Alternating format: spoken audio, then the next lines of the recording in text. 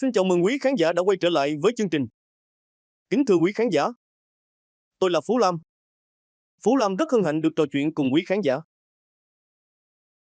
Toàn cảnh thị trường bất động sản Việt Nam năm 2025. Mở đầu, một thị trường không dành cho người yếu tim. Nếu bạn từng nghĩ mua nhà là chuyện của người lớn, thì xin chúc mừng, bạn đã đúng. Nhưng ở Việt Nam năm 2025, mua nhà không chỉ là chuyện của người lớn, mà là của người có gan, có tiền, có quan hệ, và có khả năng chịu đựng áp lực như đá lạnh trong nồi lẩu. Thị trường bất động sản hiện nay giống như một bữa tiệc buffet sang chảnh, nhưng chỉ dành cho người có thẻ VIP. Người dân bình thường thì đứng ngoài cửa, nhìn vào mà thèm nhỏ dãi. Còn mấy ông bà đầu tư thì đang tranh nhau gắp miếng bò Wagyu, mang tên căn hộ cao cấp, biệt thự nghỉ dưỡng shop house mặt tiền, vân vân. Phân khúc thị trường ai giàu thì chơi, ai nghèo thì chớ. Căn hộ cao cấp, cuộc chơi của giới thượng lưu và người vay nợ giỏi. Căn hộ cao cấp giờ không còn là cao cấp nữa, mà là siêu cấp vô địch. Giá một căn hộ 70 m² ở trung tâm thành phố Hồ Chí Minh giờ có thể lên tới 12 đến 15 tỷ đồng. Mua xong thì bạn sẽ có cảm giác như vừa cưới một người vợ đẹp, nhưng mỗi tháng phải trả tiền son phấn cho cô ấy suốt 25 năm. Chủ đầu tư thì cứ tung ra dự án mới như tung hoa hậu đi thi quốc tế, nào là Viewsong, Mart Home, chuẩn sống Nhật Bản, phong cách Bắc Âu. Nhưng khi nhận nhà thì bạn mới biết, cái Viewsong là nhìn ra con mương, Mart Home là cái công tắc đèn có wifi, còn phong cách Bắc Âu là màu sơn trắng lạnh như tiền. Nhà ở giá rẻ, giấc mơ xa vời như trúng Việt lót. Nhà ở giá rẻ giờ giống như con khủng long, ai cũng biết từng tồn tại, nhưng không ai thấy nó ngoài đời thật. Chính phủ thì hô hào phát triển nhà ở xã hội, nhưng thực tế thì số lượng dự án như hạt muối bỏ biển. Người thu nhập trung bình giờ chỉ có hai lựa chọn, thuê nhà hoặc về quê ở với mẹ. Có người nói, thôi thì mua đất vùng ven, thuê nhà cấp 4 mà sống. Nghe thì hay, nhưng vùng ven giờ cũng không còn ven nữa. Giá đất ở Long An, Bình Dương, Đồng Nai đã tăng gấp 3 đến 4 lần so với 5 năm trước. Mua xong thì bạn phải đi làm bằng thuyền, vì đường chưa làm xong. Đất nền, trò chơi may rủi kiểu xổ số. Đất nền từng là con cưng của giới đầu tư lướt sóng.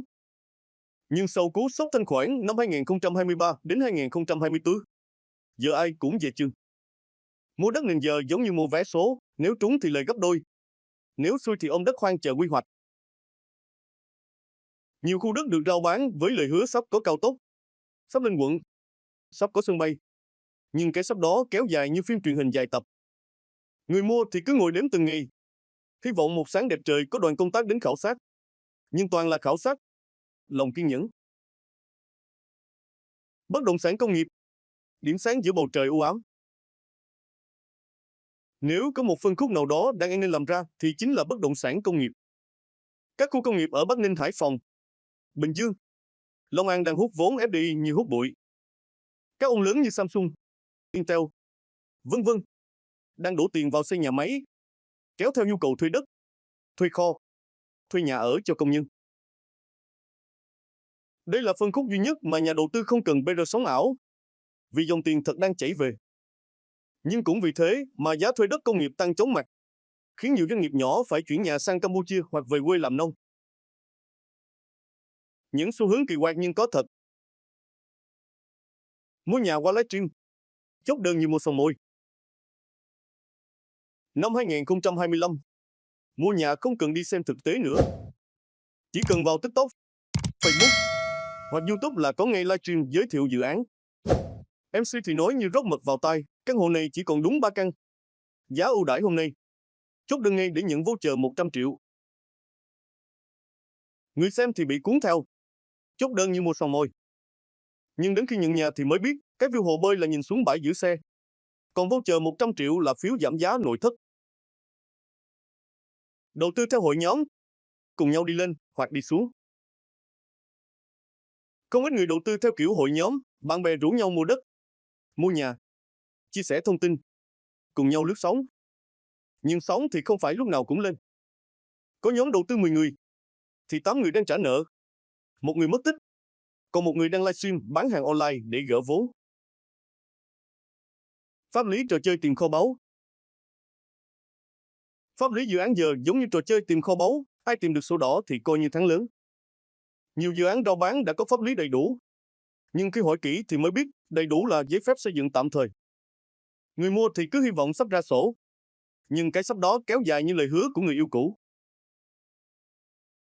Chính sách và vai trò của nhà nước, người gác cổng hay người phát vé. Chính phủ thì đang cố gắng làm sạch thị trường, sửa luật, cải cách thủ tục, hỗ trợ nhà ở xã hội, vân vân. Nhưng tốc độ cải cách thì chậm như rùa bò. Luật mới thì hay, nhưng triển khai thì vướng nhiều địa phương vẫn ngại cấp phép, ngại duyệt quy hoạch, ngại trách nhiệm. Người dân thì mong nhà nước là người gác cổng, kiểm soát thị trường. Nhưng đôi khi lại giống như người phát vé, ai có tiền, có quan hệ thì được vào trước, còn người nghèo thì xếp hàng dài như đi mua vé xem đá bóng. Kết luận, thị trường bất động sản một vở kịch dài tập. Thị trường bất động sản Việt Nam năm 2025 là một vở kịch dài tập, với đủ thể loại hài bi hành động và cả kinh dị. Người mua thì như khán giả, vừa xem vừa hồi hộp. Người bán thì như diễn viên lúc nào cũng tươi cười, nhưng phía sau là cả một đội ngũ make up pháp lý, tài chính, truyền thông. Nếu bạn là người đang tìm mua nhà, hãy chuẩn bị tinh thần, đây không phải là cuộc chơi dễ dàng. Nhưng nếu bạn có tiền, có kiên nhẫn và có khả năng phân tích như thám tử, thì vẫn có cơ hội tìm được viên ngọc quý giữa bãi cát. Phần 2 sẽ tiếp tục với phân tích chi tiết từng phân khúc, căn hộ, đất nền, bất động sản công nghiệp, nhà ở xã hội, kèm theo những câu chuyện dở khóc dở cười từ thực tế. Phần 2, phân tích chi tiết các phân khúc bất động sản. Những câu chuyện khó tin nhưng có thật. Căn hộ chung cư, nơi giấc mơ an cư bị định giá bằng sự kiên nhẫn. Giá tăng như tên lửa, chất lượng thì như xe đạp điện. Năm 2025, giá căn hộ tại thành phố Hồ Chí Minh và Hà Nội đã đạt đến ngưỡng mà người ta phải thốt lên, ủa, đây là giá nhà hay giá biệt thự ở Dubai vậy? Một căn hộ 2 phòng ngủ, diện tích 70 m2, ở quận 7 có giá từ 8 đến 12 tỷ đồng. Mà đó là chưa tính nội thất, phí bảo trì, phí quản lý, phí gửi xe, phí thở. Chất lượng thì khỏi nói. Có dự án quảng cáo chuẩn sống Nhật Bản, nhưng khi nhận nhà thì phát hiện toilet không có vòi xịt. Cửa kính thì kêu như chuông chùa mỗi khi gió thổi. Cư dân phản ánh thì chủ đầu tư bảo đó là thiết kế phong cách Zen, thiền định. Câu chuyện thật, chốt căn hộ qua livestream. Nhận nhà xong muốn livestream khóc. Chị Hương ở Bình Thạnh kể, em xem livestream thấy MC nói căn hộ view xong. Giá ưu đãi. Tặng voucher 100 triệu. Em chốt đơn luôn. Nhận nhà xong. Mở cửa ban công ra thì thấy bãi rác. View xong là con kênh đen như cà phê đá. Còn voucher thì là phiếu giảm giá mua sofa. Nhưng chỉ áp dụng cho mẫu hết hàng. Xu hướng mới, mua nhà theo cảm xúc. Bán nhà theo deadline trả nợ. Người mua nhà giờ không còn tính toán kỹ lưỡng nữa. Họ mua theo cảm xúc, thấy đẹp là mua. Thấy bạn bè mua là mua. Thấy MC livestream nói chỉ còn 2 căn là hoảng loạn chốt đơn. Nhưng đến khi trả nợ thì mới tỉnh, mỗi tháng trả góp 25 triệu, trong khi lương 18 triệu. Giải pháp duy nhất, bán lại hoặc xin mẹ nuôi. Đất nền, cuộc chơi của những người tin vào sắp có cao tốc. Giá đất vùng ven tăng nhanh hơn cả tốc độ xây đường. Ở Long An, Bình Dương, Đồng Nai, giá đất nền đã tăng gấp 3 đến 4 lần so với năm 2020. Có lô đất ở huyện Đức Hòa, không điện, không nước, không đường, nhưng được rao bán 2 tỷ đồng với lời quảng cáo sắp có cao tốc, sắp lên quận, sắp có sân bay. Cái sắp đó kéo dài như lời hứa của người yêu cũ. Người mua thì cứ ngồi đếm từng ngày, hy vọng có đoàn khảo sát đến. Nhưng đoàn khảo sát thì toàn là người bán đất dẫn khách đi xem. Câu chuyện thật, mua đất xong, phát hiện nằm trong quy hoạch. Nghĩa trang. Anh Tuấn ở Cần Thơ kể, em mua lô đất 1,5 tỷ ở huyện Thới Lai. Được giới thiệu là khu dân cư tiềm năng. Sau 6 tháng, em lên tra quy hoạch thì phát hiện khu đó là nghĩa trang công cộng. Giờ em không biết nên xây nhà hay xây mộ. Pháp lý. Trò chơi tìm kho báu phiên bản Việt Nam. Nhiều dự án đất nền rao bán đã có pháp lý đầy đủ, nhưng khi hỏi kỹ thì mới biết đầy đủ là giấy viết tay. Người mua thì hy vọng sắp ra sổ, nhưng cái sắp đó kéo dài như mùa mưa miền Tây. Có người chờ 3 năm vẫn chưa thấy sổ, chỉ thấy sổ tay ghi nợ. Bất động sản công nghiệp, điểm sáng nhưng không dành cho dân tay ngang. Dòng tiền thật, không phải tiền ảo cảm xúc. Bất động sản công nghiệp là phân khúc duy nhất mà nhà đầu tư không cần BR sống ảo. Các khu công nghiệp ở Bắc Ninh, Hải Phòng, Bình Dương, Long An đang hút vốn FDI như hút bụi. Giá thuê đất tăng đều, nhu cầu thuê kho nhà xưởng tăng mạnh. Nhưng đây không phải sân chơi cho dân tay ngang. Muốn đầu tư phải hiểu quy hoạch, pháp lý logistics và cả chính sách thuế. Nếu không, bạn sẽ giống như người đi câu cá bằng muỗng cà phê. Câu chuyện thật, mua đất công nghiệp. Tưởng lời ai ngờ bị phạt vì xây nhà ở. Chú Sáu ở Bình Dương kể, tôi mua miếng đất trong khu công nghiệp, tính xây nhà trọ cho công nhân. Ai ngờ bị phạt vì xây sai mục đích sử dụng. Giờ phải tháo dỡ. Mất trắng 300 triệu tiền xây dựng. Xu hướng nhà xưởng xây sẵn, kho lạnh, logistics lên ngôi. Các doanh nghiệp vừa chuộng mô hình nhà xưởng xây sẵn, RBF, kho lạnh, trung tâm logistics. Giá thuê tăng nhẹ mỗi năm. Miền Bắc tăng 0 đến 4%, miền Nam tăng 2 đến 4%.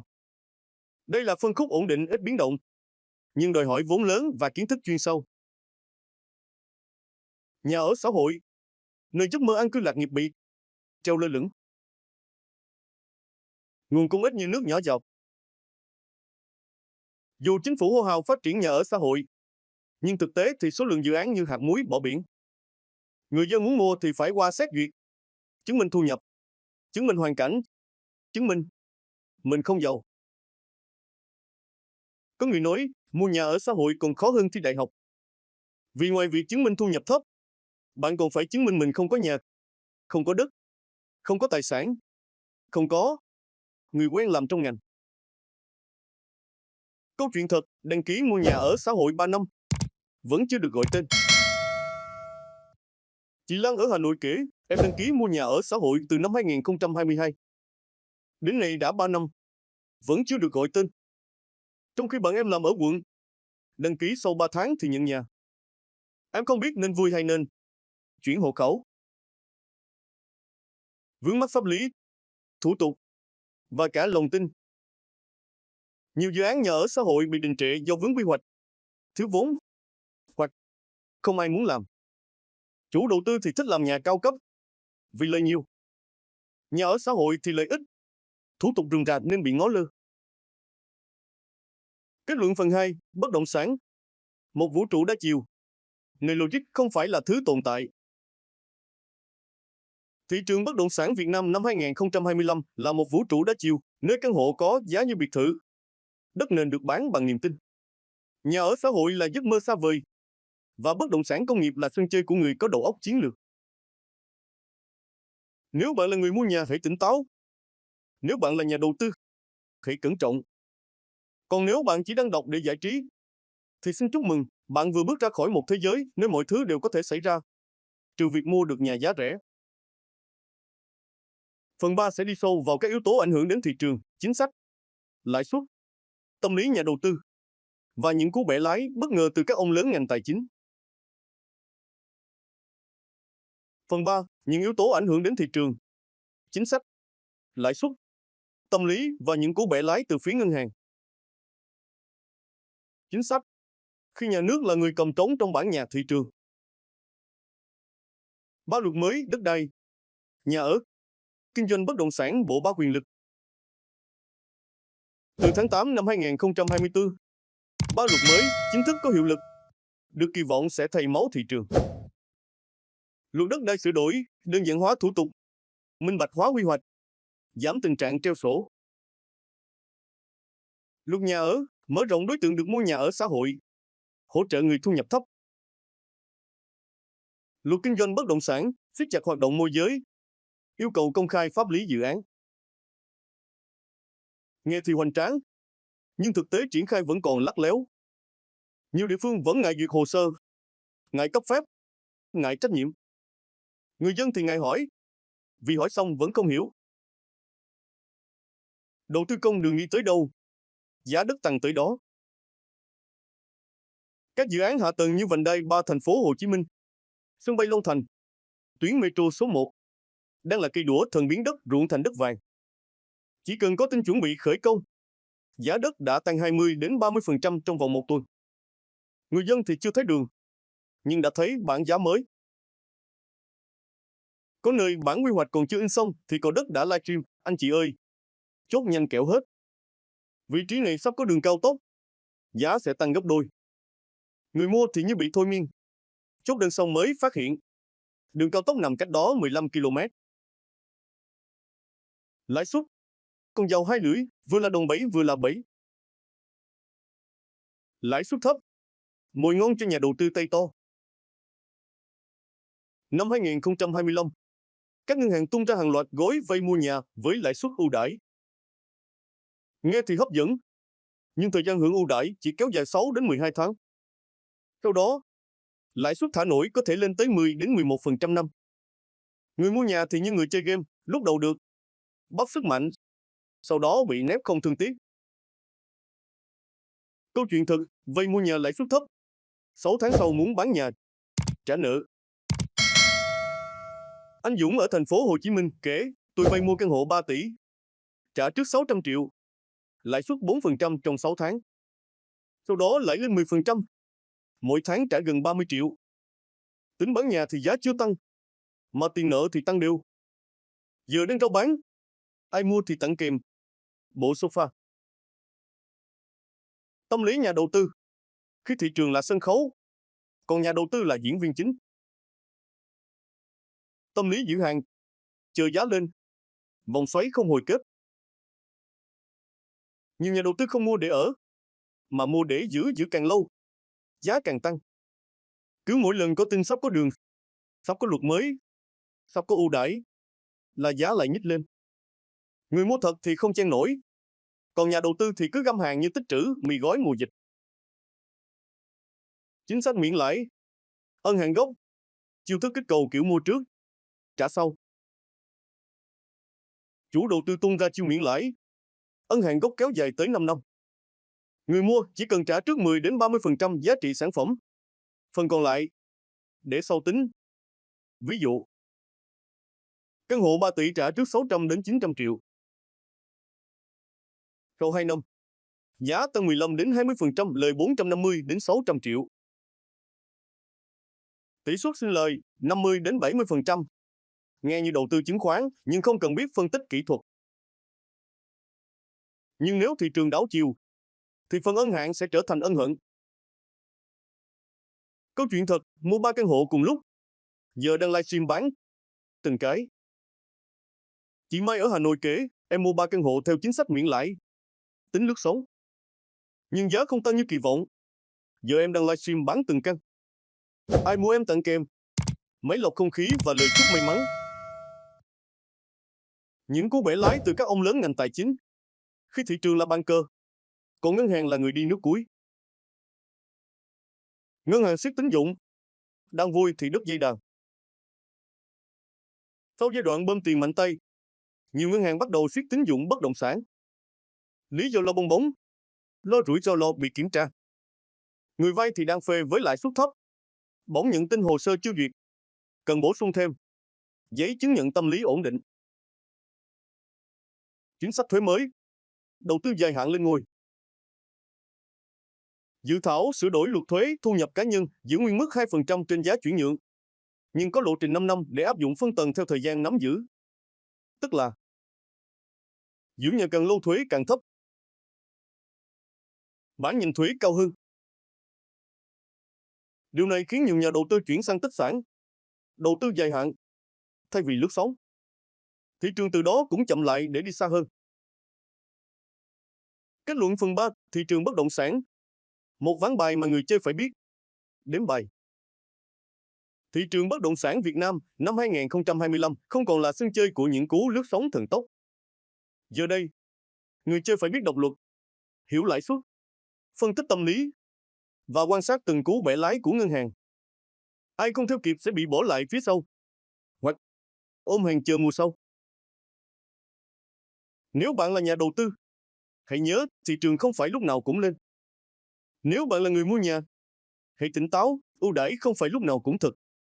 Còn nếu bạn chỉ đang đọc để giải trí, thì xin chúc mừng, bạn vừa sống sót qua một phần đầy drama. Phần 4 sẽ là hồi cuối của buổi thảo luận hôm nay, dự báo tương lai thị trường bất động sản Việt Nam. Những kịch bản có thể xảy ra, từ bùng nổ đến xì hơi, và lời khuyên cho từng nhóm người chơi. Phần 4, dự báo tương lai thị trường bất động sản Việt Nam. Kịch bản, biến động và lời khuyên cho người chơi. Kịch bản 1, bùng nổ có kiểm soát. Hy vọng không phải là thứ xa xỉ diễn biến. Các chính sách pháp lý mới bắt đầu phát huy tác dụng, thủ tục cấp phép nhanh hơn, minh bạch hơn. Lãi suất duy trì ở mức thấp, giúp người mua nhà thở được. Dòng vốn FDI tiếp tục đổ vào bất động sản công nghiệp, kéo theo nhu cầu nhà ở dịch vụ. Hạ tầng được đẩy mạnh, cao tốc, metro, sân bay mọc lên như nấm sau mưa. Hệ quả, thị trường phục hồi đều, thanh khoản tăng, giá tăng nhẹ nhưng ổn định. Nhà đầu tư quay lại, nhưng không còn lướt sóng mà chuyển sang nuôi cá dài hạn. Người mua nhà thực sự có cơ hội tiếp cận sản phẩm vừa túi tiền. Nguy cơ, nếu không kiểm soát tốt, giá lại tăng quá đà bong bóng quay lại. Nhà ở xã hội vẫn là bài toán khó nếu không có chính sách mạnh tay. Kịch bản 2, tăng ban cục bộ ấm lên nhưng chưa đủ để tắm diễn biến. Một số khu vực như Hà Nội, thành phố Hồ Chí Minh, Bình Dương, Long An phục hồi tốt. Các tỉnh xa trung tâm vẫn đóng băng do thiếu hạ tầng, dân cư thưa thớt.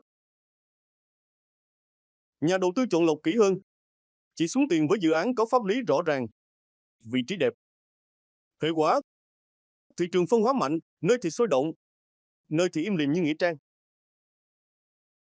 Người mua nhà phải di cư ra vùng ven để tìm giá hợp lý. Chủ đầu tư nhỏ lẻ gặp khó, chỉ ông lớn mới sống sót. Nguy cơ, tâm lý chờ đợi khiến nhiều người bỏ lỡ cơ hội. Dự án vùng ven có thể bị thổi giá quá mức, dẫn đến rủi ro đầu tư. Kịch bản 3 xì hơi nhẹ nhàng, không sập, nhưng cũng không bay. Diễn biến, chính sách chưa kịp triển khai, lãi suất tăng nhẹ do áp lực tài chính quốc tế. Dòng tiền đầu tư chuyển sang kênh khác, chứng khoán, vàng, tiết kiệm.